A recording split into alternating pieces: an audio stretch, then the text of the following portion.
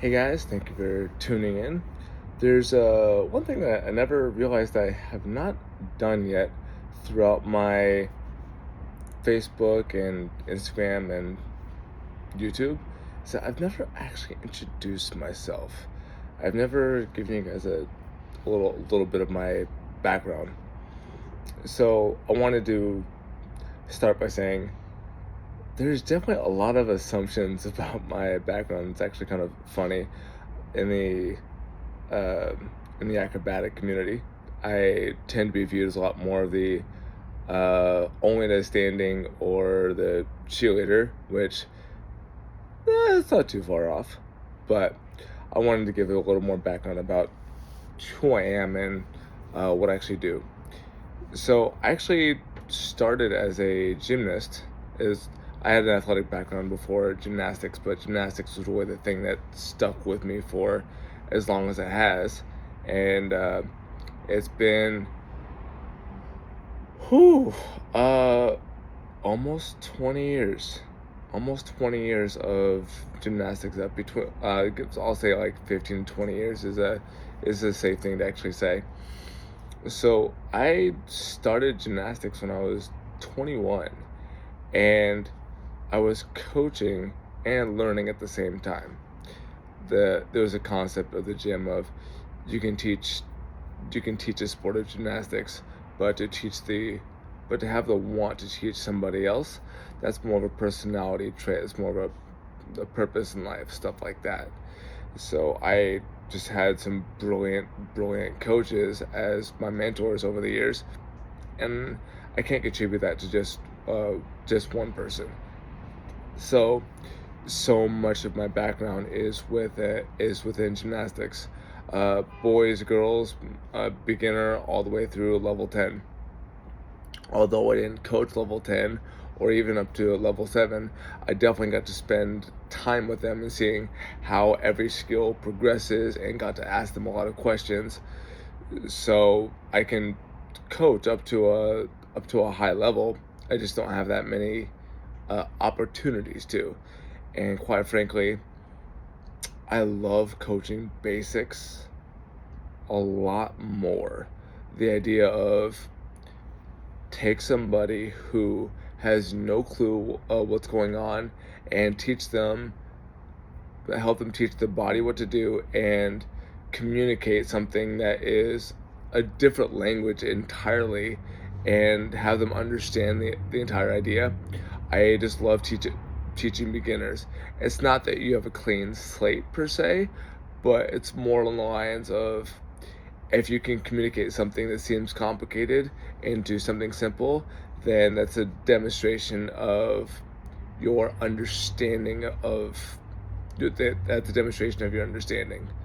So I fell in love with gymnastics, and part of the reason being is you can't really tell who's going to be really good, and that can be someone's passion, that can be someone's, I'll say, quote unquote talent has taken on a different meaning over the years, and you'd be surprised who ends up being really good at what area.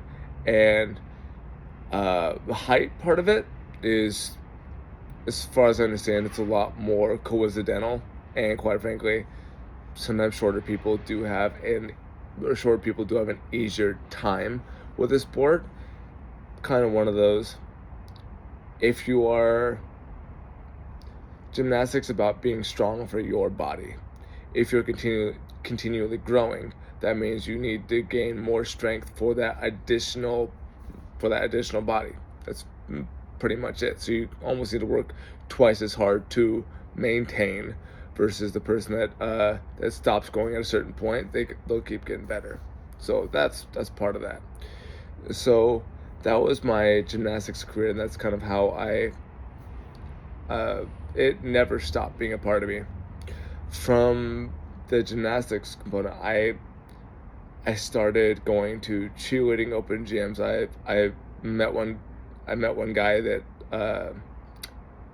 was a cheerleader, and he told me to come to an open gym, and so that's where I actually started the cheerleading stunting. I didn't. I was never. I've only been on like two recreational teams. Recreational just meaning semi-pro. Um, and I'm not gonna lie, that was really fun and super interesting. And it actually, it did me well for a while. Later on, it would be revealed that some things are just simply bad practice, and I've been trying to reprogram my body and reprogram my mindset with that.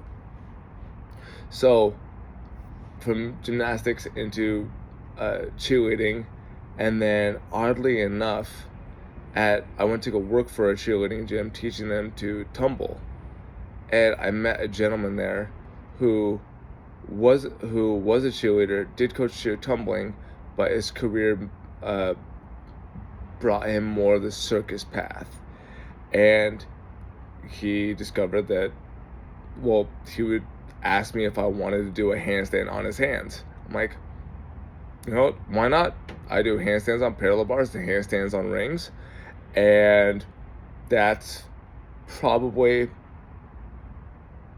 if he were standing straight up with his arms all the way up, his arms might be 6 inches to a foot above my parallel bar setting. So it wasn't really that different. The only difference being that I had to learn to give him my balance. That was weird. So I had a lot of fun with hand to hands, and then he asked me if he could throw me into a back tuck. It was a toe pitch. He would basically, I would put my foot in his hands, and I would jump off his hands pretty much.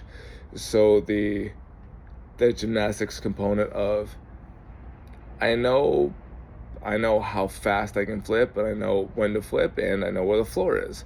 So you just throw and I'll do the rest. And so he ended up inviting me to his partner acro classes. This was before L basing really exploded, as far as I understand, or at least in Pacific Northwest. There was some L basing, some Icarian, and those were part of the classes. And I ended up being both a flyer and a mid flyer, and everything really depended on who actually came to the classes at the time. There was no there was no roll chart or anything like that.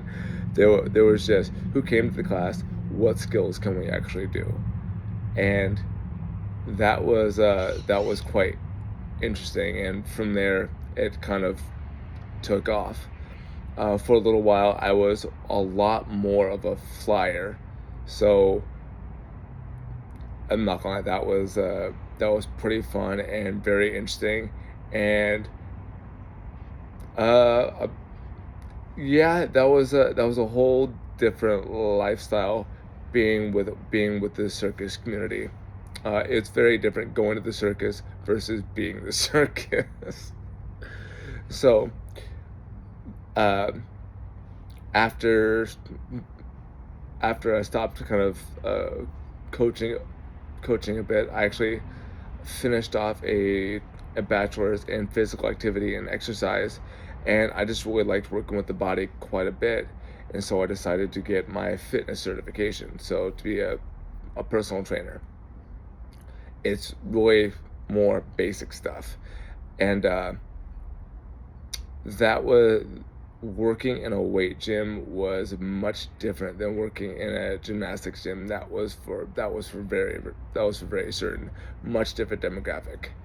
And I got the pleasure of working with a few master trainers, and they taught me quite a bit about what it means to be uh, in shape, what it means to actually train, and how to train properly. I do fully admit I like working out with people a lot more than working out solo, but hey, what can you do? So uh, I started putting everything together: the gymnastics, the cheerleading, the acrobatics, and the weight training component of it, and all of that uh, with the idea of, I can also break down any skill. And that's part of what the gymnastics training was about, and the personal training is some things like a squat you need to break down for people, deadlift you need to break it down for people, and it kind of, I started putting all these together because I didn't really see them as separate things. They were just uh, they started to be all tools to me, which I absolutely loved. And so uh, that's been part of my history, and now I'm expanding it actually even more and starting to do acrobatic workshops.